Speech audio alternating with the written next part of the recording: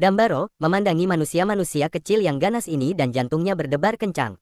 Setiap manusia kecil itu seakan terbuat dari jiwa seorang pria yang kuat. Mereka sangat kuat dan hanya tahu cara membunuh. Kubus-kubus aneh ini membentuk kunci yang sangat rumit dengan rune yang terpantul di atasnya. Kunci itu hanya bisa dibuka jika bentuk runenya tepat, kalau tidak, orang-orang kecil ini akan terlepas. Kubus tembus pandang ini jumlahnya tak terhitung. Ketika rune yang diproyeksikan oleh jimat dipantulkan pada sebuah kubus, kubus tersebut akan mundur dan menghilang. Langkah-langkah untuk mencabut larangan itu sangat rumit. Tanpa jimat ini, mustahil untuk melakukannya. Jimat itu terus berputar, dan rune yang terpantul di ke-14 sisinya terus berubah, menyebabkan kubus di depan mereka terus mundur. Jimat itu melayang ke depan, dan penjaga berpunggung kura-kura melangkah maju. Dambaro buru-buru mengikutinya, dan setelah berjalan melalui lorong yang panjang, pemandangan di depannya tiba-tiba terbuka. Ada dunia yang berbeda di dalam Istana Emas. Dari luar, Istana Emas tidak tampak besar, tetapi dari dalam, setidaknya 10 kali lebih besar. Pilar-pilar tersusun berjajar, lalu terdapat altar emas dengan berbagai ukuran. Di setiap altar emas, terdapat harta karun dengan bentuk yang aneh. Penjaga berpunggung kura-kura itu melangkah maju sambil memegang pedang Sao Bao dan berkata sambil tersenyum, harta karun seperti ini harus ditempatkan di tempat yang paling dalam dan terhormat. Kekuatan sihirku tidak cukup untuk menyegelnya. Aku hanya bisa menunggu Wu Zun datang dan menyegelnya sendiri. Danbaro, kau telah melakukan perbuatan yang luar biasa. Bahkan aku pun sangat iri. Danbaro tertawa cepat dan berkata, aku mendapatkan lebih dari satu harta karun dari pria Yan Kang itu. Aku juga mendapatkan botol giok kecil. Botol itu mungkin berisi obat suci. Aku mencium aromanya dan sungguh luar biasa. Sepertinya aku akan menjadi dewa. Ia mengeluarkan sebuah botol giok kecil dari lengan bajunya. Mata penjaga berpunggung kura-kura itu berbinar saat melihatnya. Ia merebutnya dari tangan Dambaro dan berkata sambil tersenyum, Dambaro, kau telah melakukan perbuatan besar. Raja penyihir pasti akan memberimu hadiah besar. Aku membawamu ke sini sebelumnya untuk memilih harta karun. Bagaimana mungkin kau tidak menunjukkan baktimu kepadaku? Berikan aku obat suci di dalam botol giok ini. Dambaro tampak menyakitkan. Penjaga berpunggung kura-kura melihat ekspresi kesakitannya dan berkata sambil tersenyum, pelit. Setelah itu, ia membuka tutup botol giok dan meletakkannya di bawah hidungnya untuk diendus, baunya harum sekali, siang. Penjaga berpunggung kura-kura itu masih memperlihatkan senyum puas di wajahnya saat ia terjatuh lurus ke bawah. Dambaro menahan napas, cepat-cepat menyambar botol giok dari tangannya, memasukkan gabusnya ke dalam botol, dan tak berani bernapas. Setelah berpikir sejenak, ia mengeluarkan botol giok lain, mengumpulkan udara di sekitarnya ke dalam botol giok, lalu membuka paksa mulut pelindung punggung kura-kura, memasukkan botol giok yang terbuka ke dalam mulutnya, dan membiarkannya memegangnya. Dia tidak akan bangun untuk sementara waktu. Dambaro mengembuskan napas busuk, lalu mulai berganti kulit. Sosok lain muncul dari kulit Dambaro, dan itu adalah Kinmu. Saya sekarang menggunakan metode iblis. Kinmu menatap kantong kulit di tanah dan menggelengkan kepalanya. Nenek si memang bisa memakai kulit orang lain dan berubah dalam banyak hal, tetapi ia masih mengalami trauma psikologis. Kinmu mengambil kembali pedang Sao Bao dan memeriksa tubuh penjaga berpunggung kura-kura itu lagi. Ia menemukan jimat itu dan menyelipkannya ke dalam pelukannya, lalu menemukan beberapa barang yang tersisa. Dia mencari-cari tetapi tidak menemukan sesuatu yang berguna, jadi dia menyerah. Mata langit ilahi, buka. Mata langit biru, buka. Langit Sensiao dan langit Qingqiao terbuka di pupil Kinmu, dan rune yang padat membentuk dua langit di pupilnya. Melihat sekeliling, semua yang ada di sini tiba-tiba menjadi jelas berlapis di matanya. Setiap altar emas di sini tertutup rapat, mirip dengan kubus-kubus yang baru saja dilihatnya.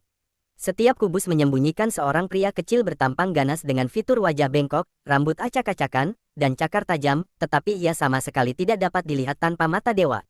Kinmu mengambil jimat itu dan dengan cermat memeriksa 14 rune di atasnya. Setelah membandingkannya, ia menggelengkan kepalanya. Jimat ini bukanlah kunci untuk membuka segel altar emas. Jimat ini mungkin hanya bisa digunakan untuk membuka istana emas. Ia melangkah maju, mengamati setiap altar emas satu per satu. Ia harus bergegas, karena Ling Yuxiu pasti masih menghalangi pintu di luar. Kemampuan Ling Yuxiu tidak sebaik dirinya. Meskipun ia telah mempelajari teknik bertarung gabungan Bashan Jijiu, ia mungkin tidak akan bisa bertahan lama. Harta karun di altar emas berbeda. Banyak di antaranya merupakan harta karun unik yang hanya ada di Istana Emas Lulan. Harta karun tersebut dimurnikan dengan cara yang sangat unik. Beberapa dibuat dengan mengupas kulit manusia untuk melukis, menulis rune, menggunakan tengkorak manusia untuk membuat mangkuk, dan menggunakan kulit manusia untuk membuat drum. Ada juga panji-panji tulang putih, panji-panji 1000 racun dan pemakan jiwa, serta kuil-kuil tulang putih. Semuanya adalah alat magis iblis jahat. Namun di samping itu, masih banyak lagi hal-hal baik, yang bersinar dengan cahaya keemasan, seakan-akan itu adalah harta karun yang dimurnikan oleh makhluk setingkat Raja Penyihir. Qin Mu juga melihat beberapa harta karun yang bukan berasal dari aliran penyihir, yang juga diletakkan di sini, termasuk 1000 pagoda, relik, yang seharusnya merupakan harta karun agama Buddha, bola pedang seukuran anggur, sitar kuno yang salah satu ujungnya terbakar, dan pedang patah. Tiba-tiba, Qin Mu berhenti dan tak bisa bergerak. Sebuah lempengan batu berdiri di atas altar emas, dan di lempengan batu itu terukir sepenggal diagram latihan. Sekilas, ia tahu itu adalah diagram latihan 3 dan gong tubuh tiran, tetapi itu bukan diagram latihan alam 6 harmoni. Karena terburu-buru, ia tak tahu alam mana itu. Ayo, ayo, temukan kakimu. Qin Mu memacu dirinya, melesat menuju kedalaman rumah harta karun. Setelah beberapa saat, ia dengan cepat menjelajahi tempat itu dan berhenti di depan sebuah altar emas. Ia pernah melihat altar emas ini sekali, tetapi pada akhirnya, ia tetap kembali ke sini. Di atas altar emas diletakkan separuh tubuh bagian bawah seseorang, hanya bagian di bawah pinggang, tetapi masih berdiri tegak dan stabil. Namun, Qin Mu yakin bahwa ini bukan tubuh bagian bawah si tukang daging. Separuh tubuhnya berkilauan dengan cahaya keemasan, bahkan darahnya tampak seperti emas cair, tulangnya pun juga seperti emas. Tubuh ini memancarkan aura yang menakutkan, lebih kuat dari Raja Penyihir, tubuh Wu Zun. Qin Mu mengerjap, menunjuk pinggangnya, lalu dengan hati-hati mengingat tubuh si tukang daging. Sepertinya tubuh si tukang daging bisa diletakkan di atas tubuh setengah ini. Wu Zun menghancurkan sekte yang mencuri tubuh bagian bawah kakek Tu dan mengambil tubuh bagian bawahnya. Lalu Wu Zun memotong tubuh bagian bawahnya sendiri dan meletakkannya di sini. Tubuh bagian bawah kakek Tu seharusnya ada di sini, tapi sekarang hilang. Sudut mata Qin Mu berkedut saat dia memikirkan kemungkinan yang mengerikan. Sang ahli sihir memotong bagian bawah tubuh si tukang daging dan menempelkan bagian bawah tubuh si tukang daging ke tubuhnya sendiri. Dengan kemampuan medisku, aku pasti bisa melakukannya. Wu Zun juga pasti bisa. Dia tak bisa menahan rasa geli di kulit kepalanya. Apa yang Wu Zun coba lakukan dengan memotong tubuh bagian bawahnya sendiri dan menyambung tubuh bagian bawah orang lain? Mungkin dia berpikir tubuh kakek Tu bahkan lebih kuat daripada tubuh emasnya sendiri, sesuatu yang tak pernah bisa ia capai, jadi dia mengganti tubuh bagian bawahnya. Namun, ada kemungkinan lain, yaitu Wu Zun menyempurnakan tubuh bagian bawah kakek Tu menjadi senjata spiritual berkaki 2. Ekspresi Qin Mu tampak aneh. Kemungkinan terakhir memang kecil, tetapi bukan berarti mustahil. Ia tak bisa menahan diri untuk tidak menunjukkan kekhawatiran. Bagian bawah tubuhnya di altar emas juga tersegel.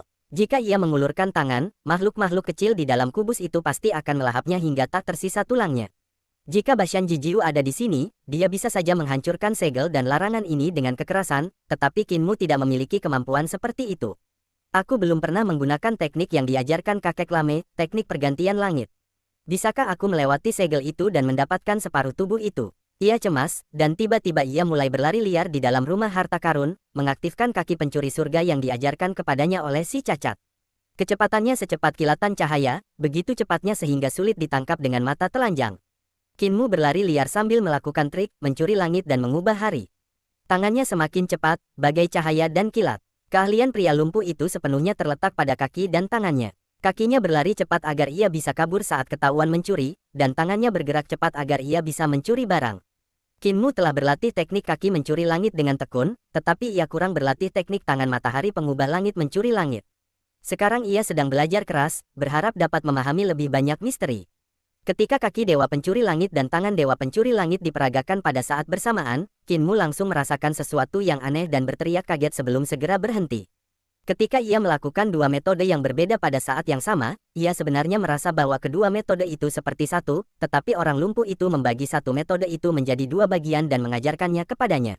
Awalnya, dia merasa sangat lancar saat berlatih kaki Dewa Pencuri Langit, tetapi sekarang setelah dia menggunakan kaki Dewa Pencuri Langit dan tangan pengubah matahari pencuri langit secara bersamaan, kecepatan peredaran energi vitalnya meningkat beberapa kali lipat dalam sekejap. Kecepatan sirkulasi energi vital telah meningkat beberapa kali lipat, yang berarti kecepatan kaki dan tangannya dapat ditingkatkan beberapa kali lipat. Qin Mu menenangkan diri dan menatap ke depan. Bagian dalam perbendaharaan Istana Emas sangat luas, cukup baginya untuk berlari. Tiba-tiba ia mengerahkan seluruh tenaganya dan berlari ke depan seperti terbang. Terdengar suara siulan yang merobek di udara di dalam istana, dan tiba-tiba terdengar ledakan keras. Qin Mu menghantam dinding emas istana dengan keras, yang berjarak lebih dari 100 kaki dari tempatnya berdiri, lalu jatuh tersungkur. Kabut putih melingkar menyebar di sekujur tubuhnya. Tak lama kemudian, Qin Mu berdiri, menggelengkan kepala, dan berlari liar lagi. Terdengar ledakan keras lagi, dan gas putih menyebar dari sekelilingnya, tetapi kali ini ia tidak menabrak dinding. Sebaliknya, ia menginjak dinding dan berlari melewatinya, lalu berlari ke atap aula dan berlari menembus atap dengan suara gemuruh. Suara siulan yang merobek terus berlanjut saat Qin Mu bersiul menjauh dari rumah harta karun, melangkah di udara dan bersiul kembali dalam sekejap mata. Tiba-tiba, sambil berlari liar, dia mengulurkan tangannya dan menemukan bahwa altar emas kosong, sementara Qin Mu memegang mangkuk yang terbuat dari tengkorak di tangannya. Dentang, mangkuk itu jatuh ke tanah, Qin Mu tertawa terbahak-bahak, dan berlari liar sambil meraih altar emas yang melintas di hadapannya bagai aliran cahaya. Altar emas itu tiba-tiba kosong, dan harta karun di tanah berhamburan kemana-mana. Setelah beberapa saat, semua altar emas tersapu olehnya, dan kemudian Qin Mu memeluk pahanya dan melewati sebuah altar emas. Sosoknya tiba-tiba berhenti dan dia meletakkan tubuh bagian bawahnya yang berwarna keemasan. Pantas saja kakek pincang selalu suka mencuri. Ternyata mencuri itu menyegarkan. Pemuda dari desa Chanlao itu mengembuskan napas panjang, memandangi harta karun yang berserakan di tanah, dan merasa segar kembali. Ia memuji, sekalipun harus memenggal kaki, itu sepadan. Qin Mu tiba-tiba menyadari bahwa idenya sangat berbahaya. Itulah sebabnya orang lumpuh itu kehilangan kakinya. Meskipun orang lumpuh itu tersenyum di depan orang lain, ia mendesah sepanjang hari di balik punggungnya.